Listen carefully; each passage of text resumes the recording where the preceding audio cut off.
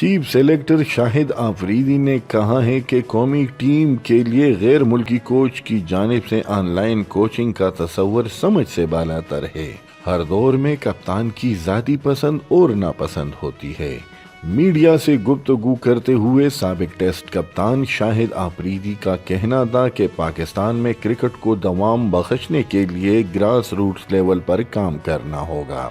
انہوں نے کہا، میری خواہش ہے کہ ابھرتے ہوئے کھلاڑیوں کو بہترین تربیت فراہم کی جائے۔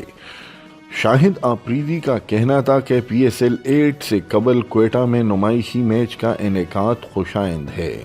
کامیابی سے مثبت پیغام جائے گا۔ پاکستانی ٹیم کی آن لائن کوچنگ، یہ بات سمجھ سے باہر ہے۔ صرف غیر ملکی کوچ ہی کیوں، پاکستان میں بھی قابل اور اہل لوگ موجود ہیں۔ پاکستان کی ٹیم میں تگڑے گروپ کا وجود نہیں دیکھا۔ ہر کپتان کی ذاتی پسند اور ناپسند ہوتی ہے۔ میرے دور میں بھی ذاتی پسند اور ناپسند ہوتی تھی۔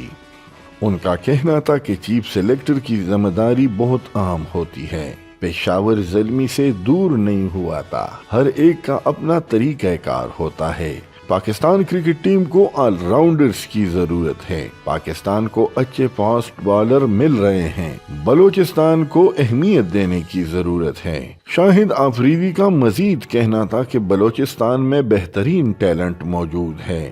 نمائشی میچ کو کامیاب بنانے کے لیے کور کمانڈر اور وزیر اعلیٰ بلوچستان کی کاوشیں قابل قدر ہے۔ اللہ اس ملک پر رحم کرے، یہ ملک بڑی قربانیوں سے بنا ہے۔ ملک کو آگے بڑھانا ہے تو ذمہ داروں کو کام کرنا ہوگا۔ ہمیں کرکٹ میں سے سیاست کو الگ کرنا ہوگا۔ شاہد خان آفریدی کا کہنا تھا کہ انہیں آج پشاور کے واقعے پر بہت افسوس ہوا ہے۔ آج اور کل کا دن قوم پر بھاری گزرا ہے۔